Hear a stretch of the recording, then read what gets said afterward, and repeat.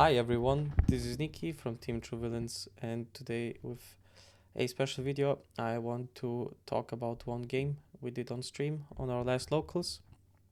We had at Naxoria, our sponsor. So yeah, I am playing here Yasuo, as you can see, with the purple Yasuo as my champion unit, and against a Teemo with also the purple Teemo as his champion unit. So he started pretty good with the Ravenbloom student. Excuse me if I don't know the names of all cards. And yeah, um, I started with the Dreaming Tree because my deck resolves a lot around spells, and I just want to draw. So with Dreaming Tree, there's like no minus, right? So you're always going to have at least a same amount of cards in your hand, or if you have a draw, you draw two essentially, then you're +1. And that's the philosophy behind Dreaming Tree for me. And I started strong as well, so Poro is quite strong, in my opinion. If he conquers his A3 um, might unit, and yeah, so my opponent, he saw that Gust is only on battlefields. So yeah, I had that knowledge now, that's why I made some plays. I mean, that's like unfortunate for him, I guess, but what you want to do. So I go up to 5, I draw,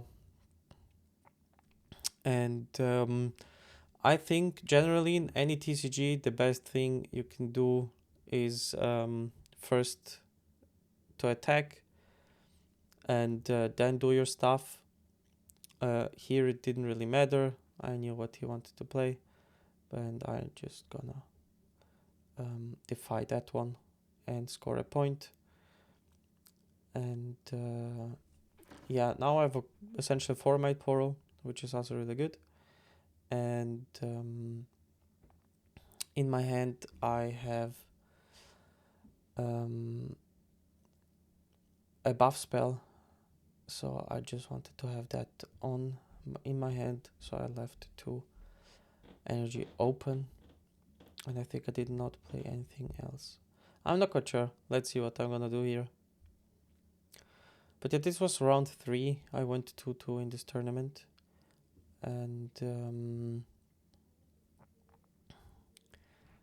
I think Yasuo is quite fun to play. He's not that strong. I mean, when you play against Kai sides, it feels like dog shit. But the problem with a lot of decks right now is that they are not efficient, and Kaisa is efficient. So you, with Kaisa, you most of the time don't put back your energy, your power to the bottom of your rune deck. So that's a real that's a big advantage, no? And everything that generates like runes and stuff like that is pretty much like more efficient and better in this game. So that's a reality for now, and that's what we have to deal with. But there's for sure some things and ways how you can do that. So my opponent here is playing Right the Winds, what I also like playing. So he buffed his student to 3, and I'm at 4 because I have shield as an ability with the Poro, and now he's forced to do some more spells. So Stupefy wants to put me down -1, and now I have this brilliant card which lets me draw 2 cards. So the thing is, now we were discussing because of the chain, and it's still not that intuitive, but you can like in Magic let resolve something and then on resolve do more stuff. So I played like my spell right after his spell, so I passed um, the priority back to him, and then he said, okay, you won't do anything, and I get to draw 2 cards. Now my Poro is at 5 against 4, and his student is going to die, I think, or he's gonna play something. Let's see. Yeah, I just said please count the stuff because it's hard to track. Okay, he's going for... Alright, that was an interesting play. So he moved his Teemo there, but he already scored a point there, I guess. He won't get one. But now it's a trade, an even trade, and that was fine with me. I mean, I got to take out 2 cards of his hand, and he had to put back 1 of his runes. So for me, that's a huge advantage. And he's putting back the Teemo just so he's safe next turn. I'm not sure what happened here with the stream, but it's my turn now. And I think I'm just gonna set up here my board. I had a lot of gear, and yeah, that's why I made the quick turn, just setting up all the stuff. Zonia's is really good because we don't play that much units, and the units that you have, you run a keep, and that's why Zonia's is a key card. Excuse me if there were lags, I wasn't aware of that.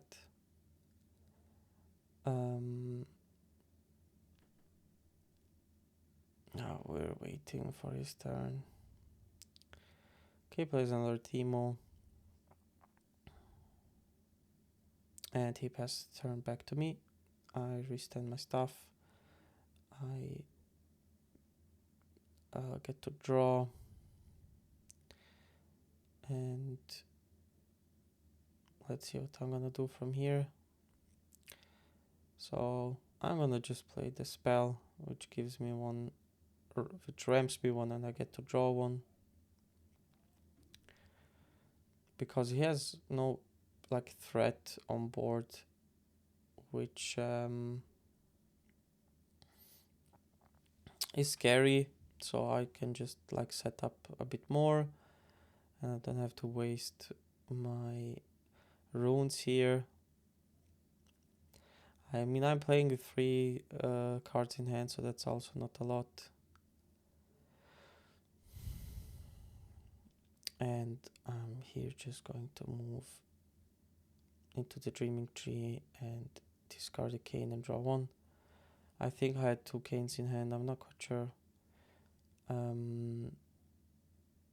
But cane is good.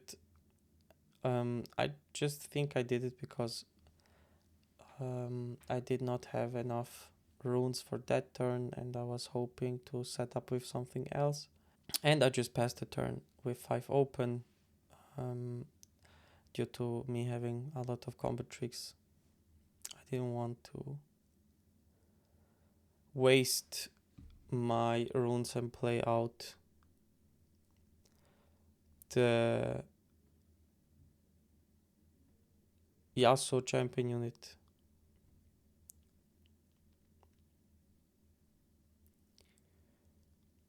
Now I'm a bigger threat.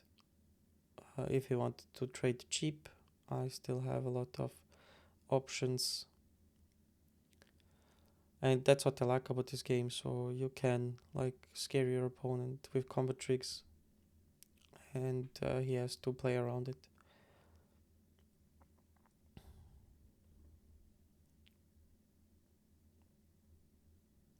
I mean, here I just had the feeling like, okay, he did not develop like a big board state.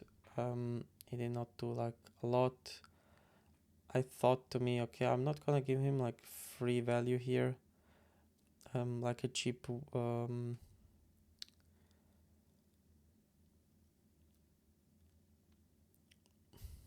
how do you say, like a cheap point. I didn't want him to score like that easily. And I wasn't aware of Mundo, like I did not play a lot against this deck. I would for sure keep it for Mundo, I think, or keep it for the combo for myself. But it is what it is. So now I was just counting the cards, how to proceed. Alright, so I decided to play out the Yasuo. I'm simply here going to score a point with my legend ability because it's a cheap way to do so. I have a lot of tempo with this leader ability that I can move rested characters, and due to this battlefield I had to discard something, and although Discipline is a nice card, I had some other good cards in hand.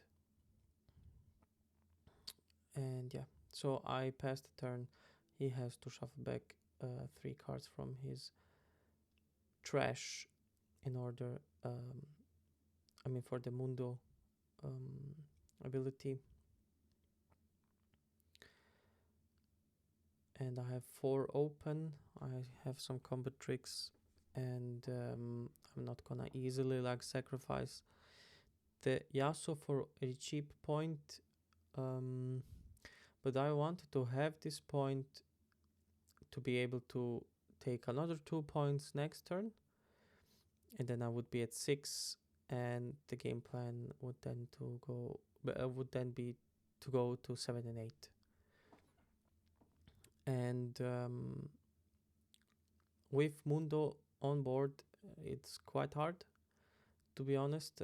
He's now at 10. He will play some more cards and put him to even bigger numbers, which is always going to be a threat. And he has a lot of cards in hand, so I have to respect everything he does. But still, for me, it was necessary to gain the 4th point, because this game is all about math, to be honest. If you are playing more of a aggro deck, you really want to go like score evenly, and if you have like big bodies, you want to score by holding. And here he goes full out, and I'm simply going to far too cosplay fight or flight and save him. This was a misplay, to be honest. I should have resolved the hourglass, and you'll see shortly why. Now I lost technically a move, right? So Fire to Flight is an ability that I can do on my turn as well, and therefore I would have like the 3rd move, right? Looking at my hand, it's not much, so that's why Fight or Flight was not the correct play here.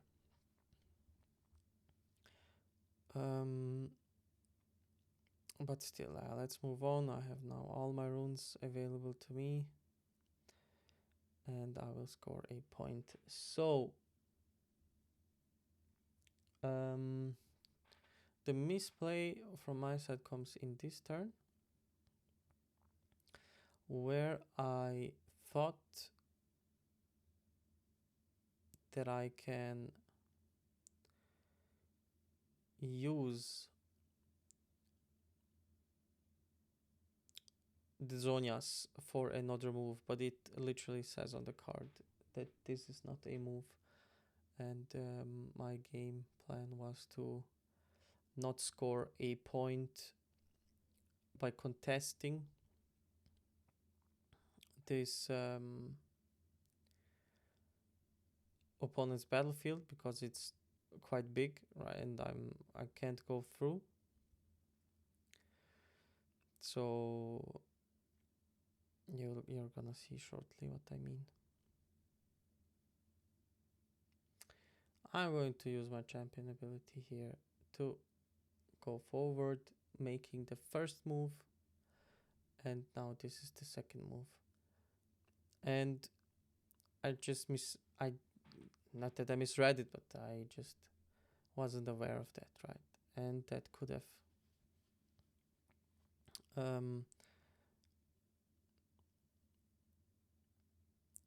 made me the point, right? So yeah, misplay on my part here. I should have read this card better, but this would have then been the game plan. Then I would have been on 6 points, and on the next turn I would do even more stuff, right? So unfortunately I misplayed. It's fine. I'm never taking back my actions when I do misplay. That's fine. That's like just the way how I like to play card games. If I misplay, it's my misplay. I don't like to ask my opponent like, can I take it back? It's clearly my mistake and I'm just going to learn from it. And that's maybe also an advice I would give you guys. Don't like ask your opponent to take back stuff. You're not going to learn to play the game better like this. It's just going to be annoying, and this factor of your opponent making some mistakes is always there. So if he does mistakes, then that's advantage for you. And yeah, I think you just have to be fair. If you let your opponent like take back a turn, then he should also let you take back some steps, right? If you misplayed. But I only do that in testing games. Like in a tournament, I would never do that. So that's like just the way I like. And I didn't want to let him draw more cards. He has already enough advantage. And here, I think I forgot to put back one rune. Because I played it too fast. But nevertheless, I think it would make any difference. Because I would get the runes anyway next turn, but still, like, this is also misplay on my part, but not that crucial to the game itself. Now here I score a point for holding, and yeah, not many cards in hand.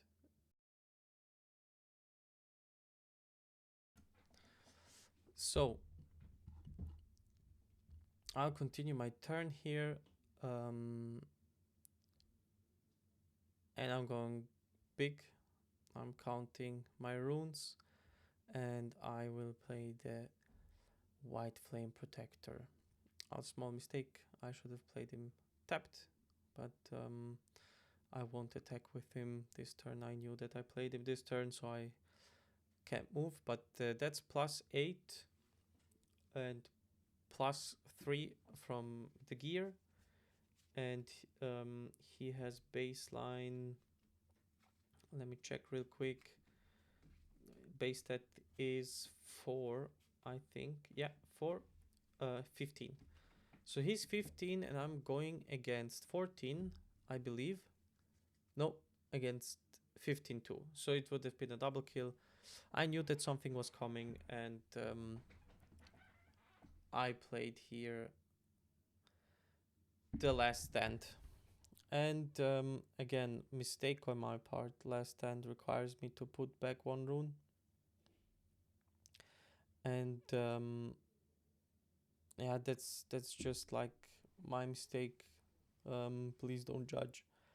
shit like that happens. And like it's the first tournament, and I talked about like misplaying and stuff. Like this can happen. It's not like intentional. And the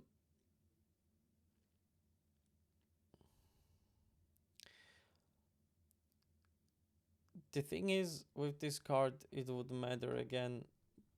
I would have just ramped the card, and it would be the same outcome. But I know it's like not a nice way to look at this, and yeah, I'll have to keep that in mind and do it better next time. So yeah, like when you play reaction spells, it can happen.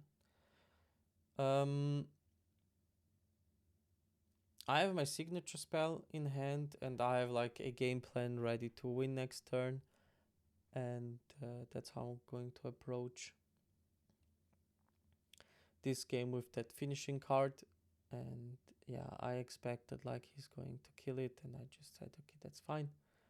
I don't know if he scored a point and did the effect. I'm not quite sure. No, he did not. He forgot about it. Yeah, that's there's a lot of triggers that you have to keep in mind in this game. But I mean, it's our first like tournament, first locals, and mistakes can happen. I'm not really trained to do everything correctly.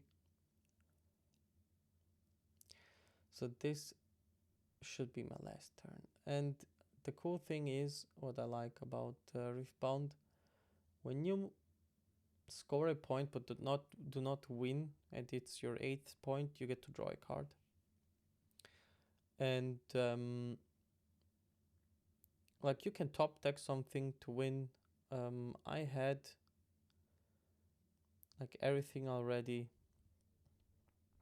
in play, and I just didn't want like to discard the cards I had in hand, so that's why I did not use my small guy. I wanted to buff to draw more cards to see if I can draw something else. Hidden cards are always like sneaky, and sometimes, yeah, I just wanted to try to play around it. And now I'm going to use the signature spell. So I'm going to restand and hit Mundo for 10. I think this was a nice combo. I got to draw a card +2 because he was the only unit there on the battlefield. That's why I did it like this, the sequencing. And with the restand, I have still like a lot. The thing I did wrong here, I should have moved with the small guy to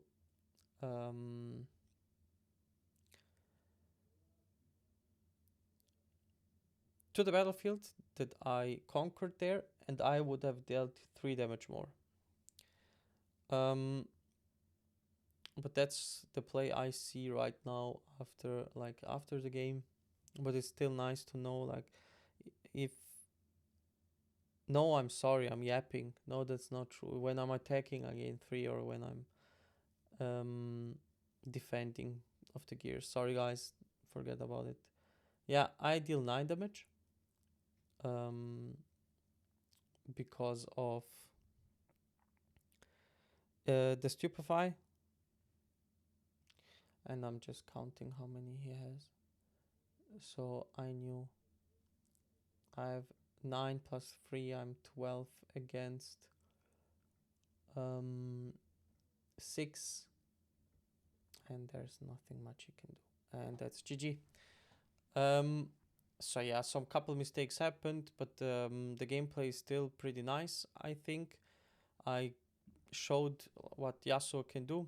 To be honest, in this match, the green Yasuo would have also been nice, but the game plan was like to evenly um, gain the points. So that's like the whole thought process. Hello everyone, this is Nikki from Team True Violence today with a different kind of video. So I'm really hooked to Riftbound. I think it's a great TCG. I had a really strong opinion about it. Like at the beginning, I didn't think it was that cool because I played on some sims. But now that the physical game is out, I really like it, and I like it that there's not much going around of products, so everybody's like building their decks, and that's how I built my deck. Luckily, a friend opened a bit more boxes, so I could trade with him for some cards, and that's how I made Yasuo. To Yasuo, really quick, I like the legend, I like the ability and the colors. Green is a lot of ramp and buffs. Purple is a lot of janky cards, you know. So, and his legend ability is also really janky. You get to pay 2 and rest him, and then you can move one friendly unit to or from your battlefield, and you don't have to rest that unit.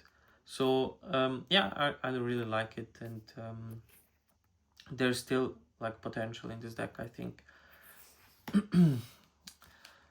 And for the battlefields, I played the Dreaming Tree, and this is like the first choice. You will see I play a lot of like buffs, and card draw is really insane. So you can go out of hand like really quick, so that's why you want to draw. This is not essentially a draw, but sometimes you really want to cycle through your deck. That's why Zone's Warrant is not bad.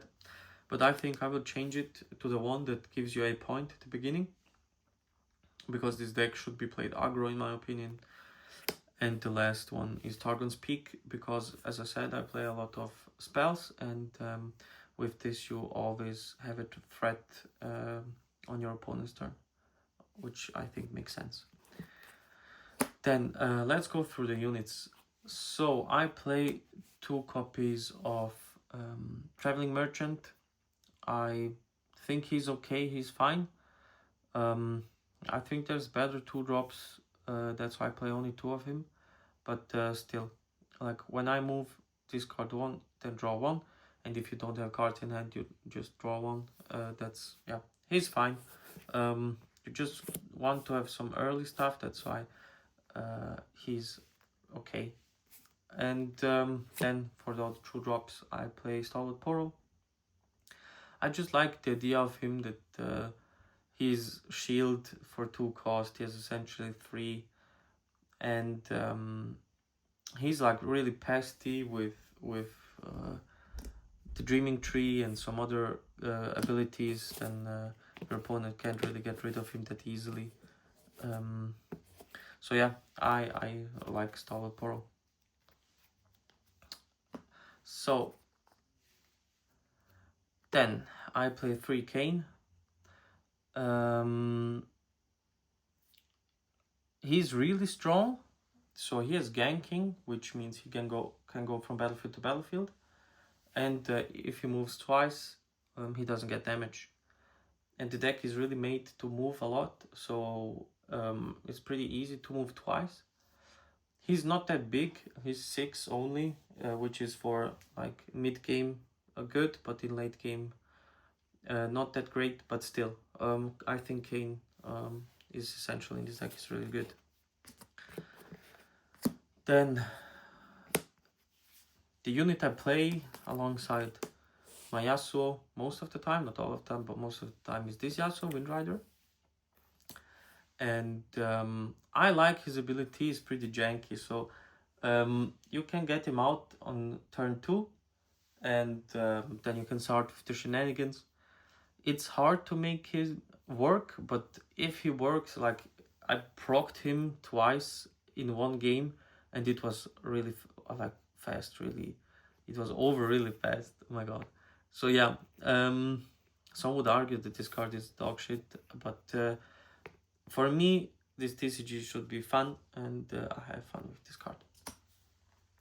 And the other Yasuo is this one, the busted one. I really like him.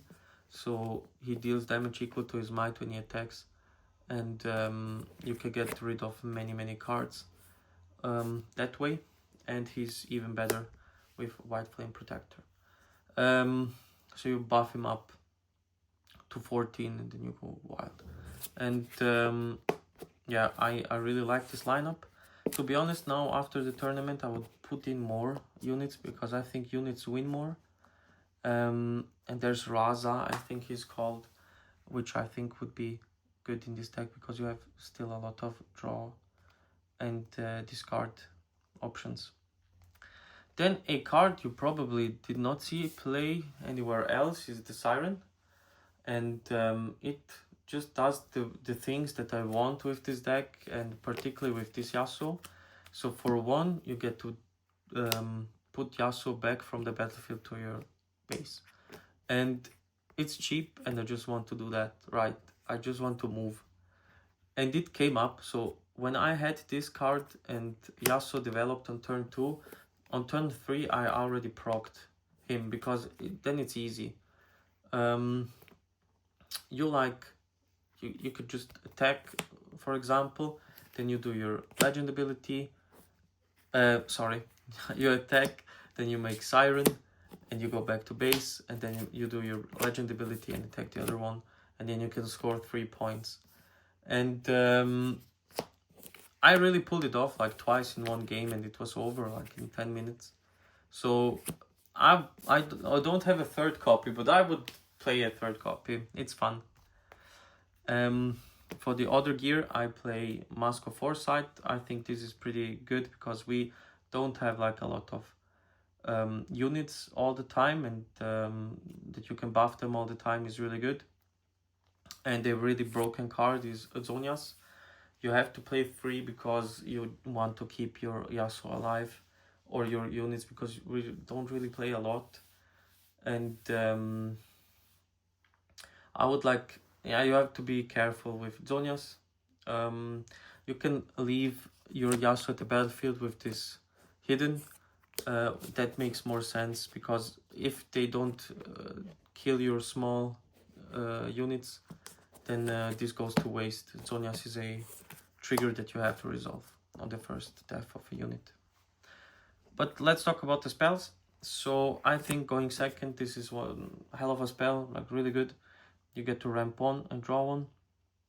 And I mean, best turn 1 for sure is to develop one of the small guys, and then you can score a point really quickly. But still, I think it's pretty good because then on your second turn you can get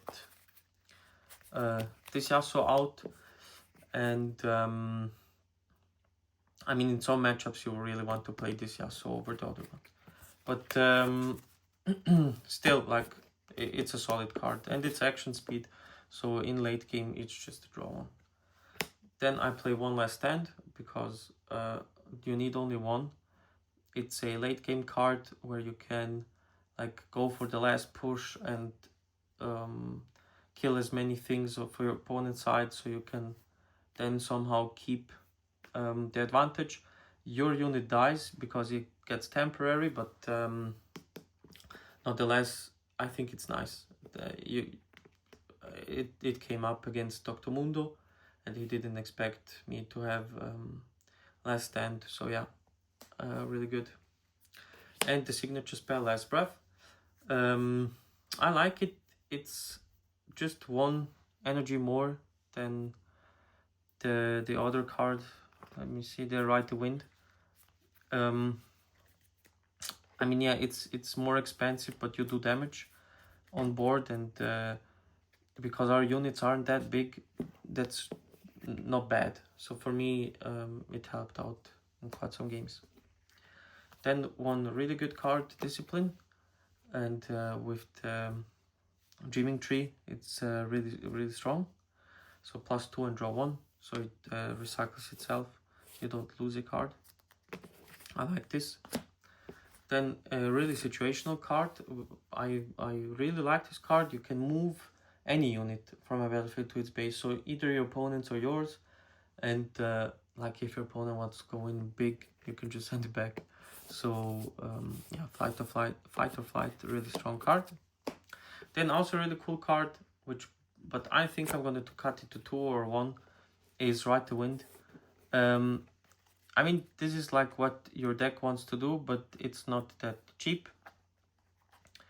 I'm like not sure if this is like the way to win, but it gets the job done. So I sided it out when I played the other Yasuo. I sided 2 out when I played the green Yasuo. I mean, it is good, you know, but I think it's somehow costly for that what it does, and you set yourself back. So this is yeah, it's not to overlook.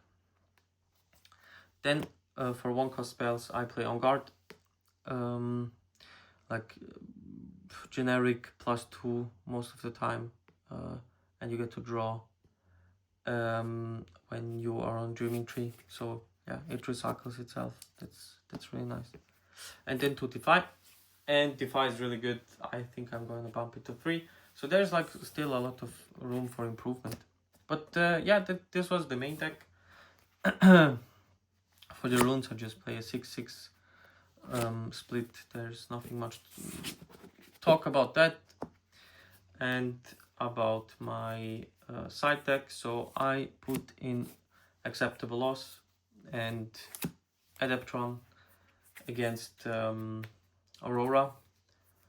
Then I played 1 Mind Splitter just to have some more big bodies when I needed them, when I like had the feeling that I'm not strong enough. Then Mage Seeker Warden I wanted to try, but it never came up. Against Victor, for me this would make the most sense to play it then.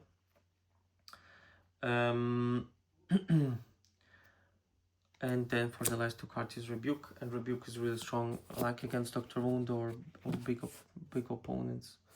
And yeah, this was my deck. Thank you guys for watching. If you have some feedback, please write down in the comment section below, and we will go straight to the game.